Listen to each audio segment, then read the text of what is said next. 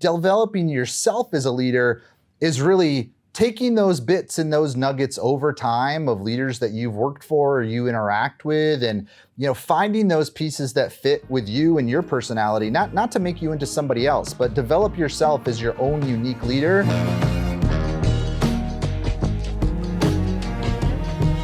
Welcome to Veteran Led. Today's guest is Ray Toenniessen. A lot of veterans ask, how can I give back to the veteran community? How can I become more involved in the veteran community? Well, for some people, it becomes a career, and that's what Ray did at IVMF. So, Ray, thank you so much for coming on to Veteran Led today. Thanks for having me. Glad to be here. Well, first, tell the audience what you do at IVMF and your title and what that actually means. Sure. I'm a Deputy Executive Director at the IVMF, so my role really is to drive forward the day-to-day mission of the Institute, focus on tackling all of the issues, challenges that face our military-connected community. And for us, that means service members who are getting ready to leave the military, veterans who have already transitioned, and of course, their family members. And what does IVMF stand for? IVMF is the Daniello Institute for Veterans and Military Families up at Syracuse University. And while we're based up in Syracuse, central New York, a lot of people maybe never heard of it unless you follow basketball. We're really a nationally facing organization. So we have about 110 full-time team members who live and work in 18 different states around the country. And we serve about 20,000 service members, veterans, and military families every single year through a variety of different programs and services.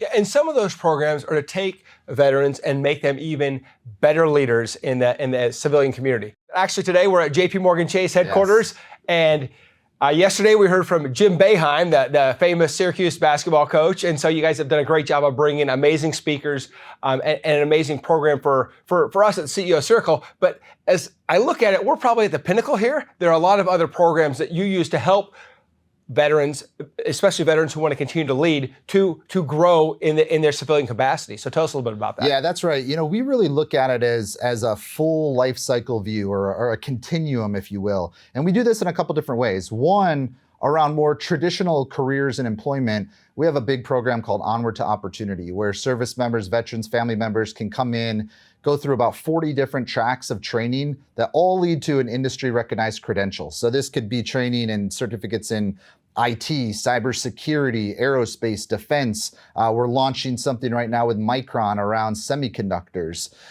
Those all lead to that industry recognized certification, and then we help them either get their first job out of the service or maybe get a better job if they're underemployed and they've been out for a little while.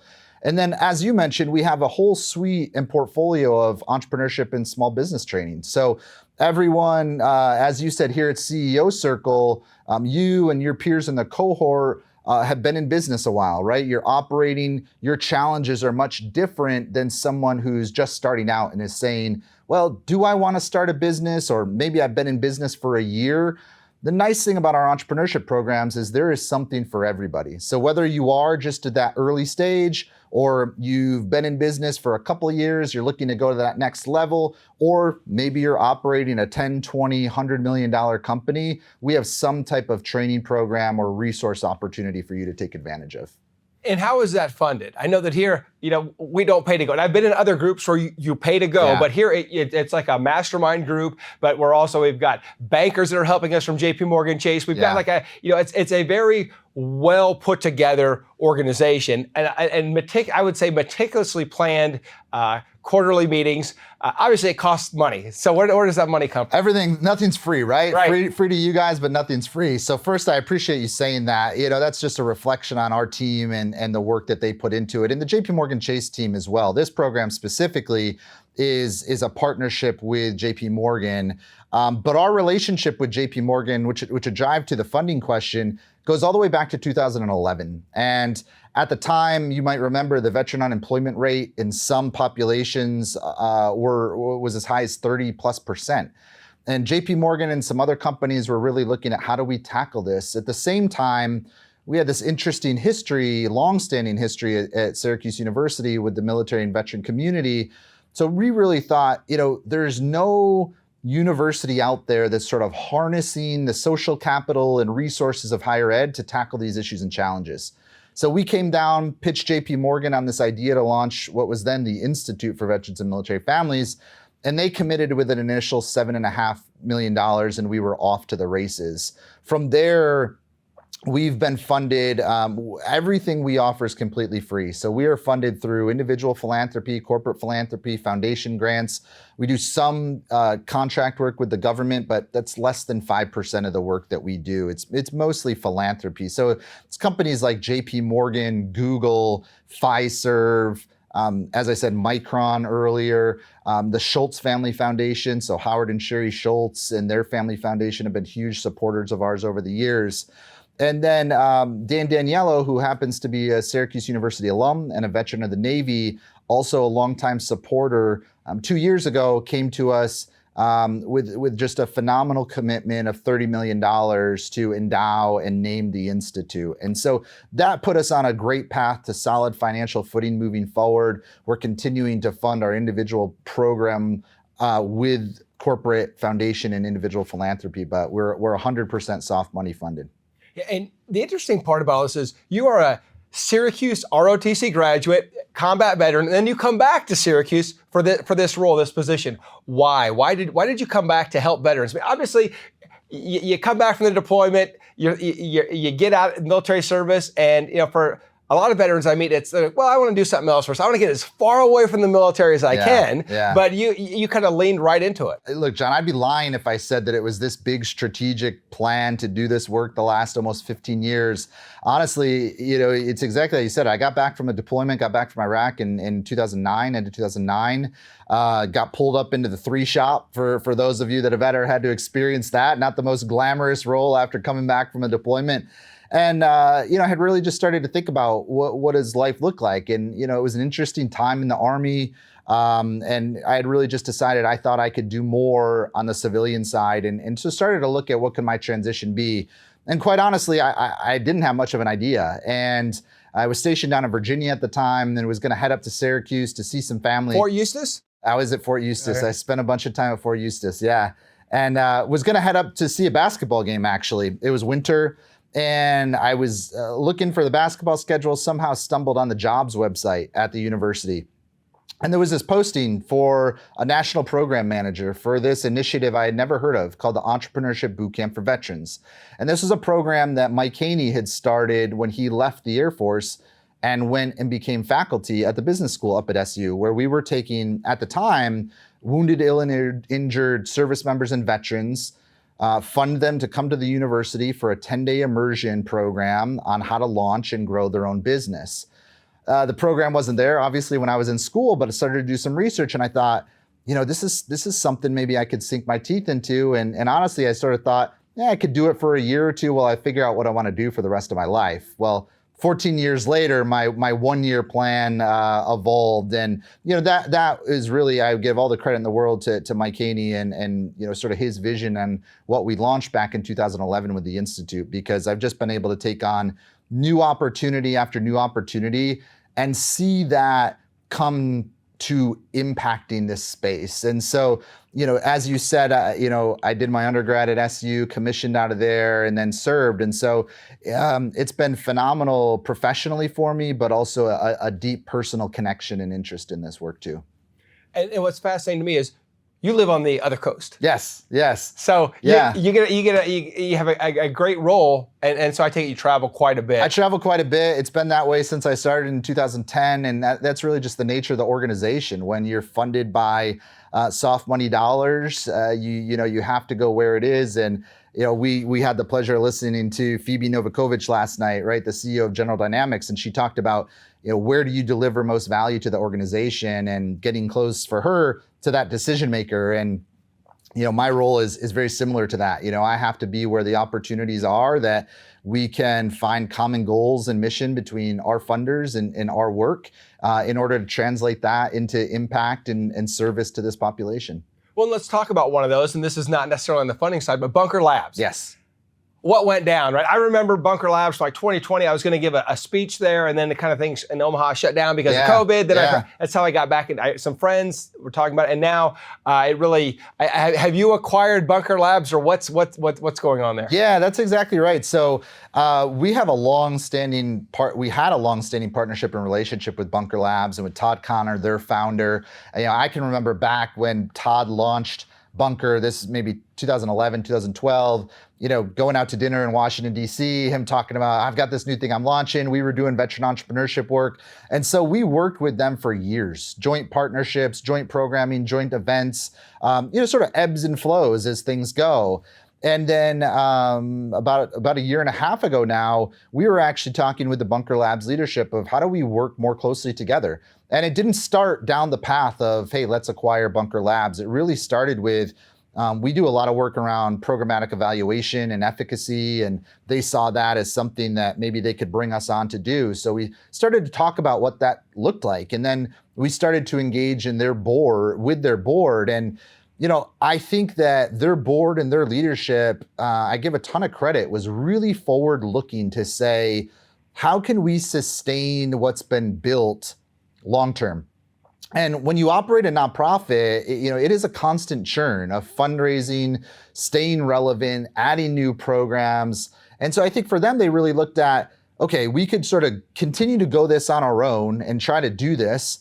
Or is there an opportunity to bring them into the IVMF, add to the continuum that we've built with some of the great programs that they have, and really turn it into a 1 + 1 = 4 type opportunity. And that's what it's been. So a year ago, we formally acquired Bunker Lab, their team and their programs. We brought them into the Institute. And so now what you see today from our entrepreneurship portfolio is really a whole suite of programs that veterans, military spouses can fit into no matter where they are in their entrepreneurial journey. So it's been great. We've learned a ton from it. It's sort of those, if I knew then what I knew now, but we've been able to lead through those with some great leadership on our team, on the Bunker team that's come in. And I think it's been a great result, and we've increased impact there too. Yeah, and the founder of Bunker Labs, Todd Connor, is here today. And yes. He's one of those guys that I think he's great at starting something, and he's the person to say, I love to start something, make it real, and hand it off and let it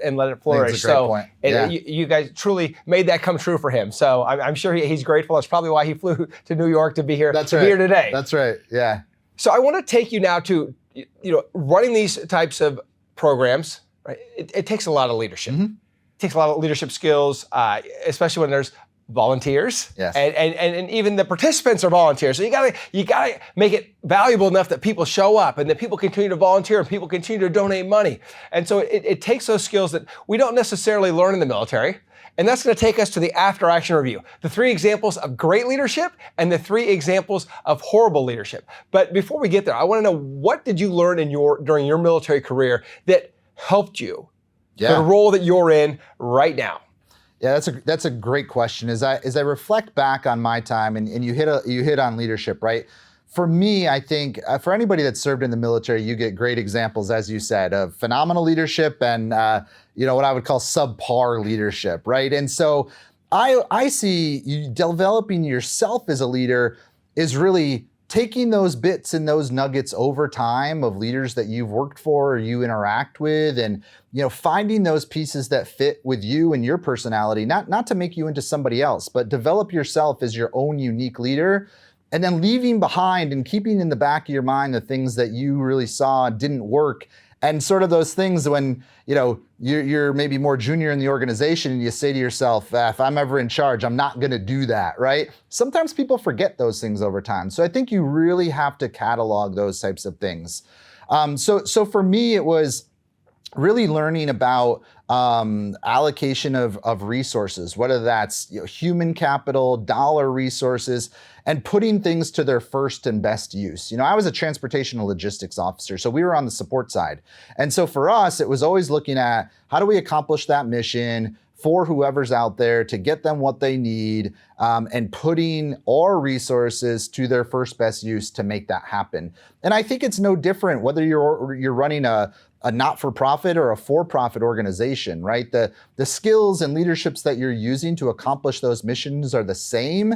It's just that your impacts and your measures and your KPIs look a little bit different. So I think I've been able to take those learnings from resource allocation, from strategy to the military, but also combine it with a lot of what I've learned post-military. And frankly, a lot of that has come through, sitting through our programs and watching our speakers and interacting with our participants. I love learning from our participants. I think I learn just as much from them, I think, as, if not more, that they learn from us as we're putting these programs on. Outstanding. And so I did kind of brush aside the question, but what were the examples of great leadership that you've seen? You don't have to name names, sure, but what were the examples of great leadership that come to mind when Ray thinks this is what good leadership looks like? Yeah, I'd say one of the top is being present, right? Being a present leader. And I think in this day and age, that's frankly harder than ever. As I said, we're a large organization, 110 employees, $24 million a year operating budget. We're a fairly large organization and have people all over the country. So we have probably about 60% of our team up in Syracuse, 40% spread around the country. And I have to make sure that I'm a present leader to everybody, right? So we leverage a lot of technology. We leverage a lot of opportunities like this to bring some team members who typically don't get to interact, to make sure that they get to interact with myself or Barb or other folks on our leadership team, but also interact with their peers. So a big one for me is, being that present leader. I think back to, being a young junior officer and seeing the battalion commander, the brigade commander out, walking the motor pool, right during maintenance time, and being that present leader, talking to individuals, how's everything going? Not as a way to micromanage, but to make sure that they know you're there and you're supportive of them to get that work done. Outstanding. Okay, well, you gave me one. But, yeah, okay, sorry. You give me the bad. You give me the okay. bad. What's the bad? What do you hate to see in a leader? I think letting someone's ego get in the way of achieving the mission, right? I think for me, oftentimes as you progress in leadership, you need to have someone that keeps you grounded, right? You need to have some thoughts that really keep you grounded and keep you focused on. For me, it's always trying to bring that back to, is this good for the veteran, the service member, the military family member in the context of what we do? Bringing it back to that. If I bring it back to that, then the decisions actually become much, much easier because I'm centering it back on that. And I've had leaders in the past where maybe you just see them advance and that ego gets in the way, and all of a sudden they become more concerned with building their own profile than the profile of the organization, or their own advancement than the advancement of the people that are coming up behind them, or the people that they're serving, or the mission that they're tackling. Awesome answer. Well, thank you so much for coming on the show, Ray Toenniessen. Where can veterans learn more about IVMF and the Dinello Institute? Yeah, you can go to vets.syr.edu. That'll take you right to our website. You can navigate through all of our programs, our research, opportunities we have. We're also on every single social media platform. So if you search IVMF or Daniello IVMF, you'll find us, no problem. Yeah, and I think the great takeaway is, this is a business school. So for a lot of us entrepreneurs, I was an English major, right? Yeah. And so, my first experience, I had a paper out when I was 10 years old, but I didn't really, you don't know what you want sometimes when you're a little bit younger, then you figure, okay, this is something I want to do and I want to continue on this entrepreneurial journey, but who's there for you? What do you do? And this is an actual business school giving their resources to help veterans. This isn't just some dude who came up with his own education, right. Edutainment, where it's like, you can't even tell if this stuff is legit. No, this is legitimate curriculum from people who know what they're doing, and they're providing it free to veterans. There's nothing better out there. That's it. And we couldn't do what we do, again, without all of our supporters, all of our funders. And we're looking forward to what the next 5-10 years bring for us to provide that value to participants. Yeah, so veterans that, if you're a star and you want to become even better and you need help and you want a peer group, but you also want to make sure that you have all the resources around you. This is one of the best things that I've ever done. So thank you so much for everything that you do and everything that IVMF does. Yeah, thank you.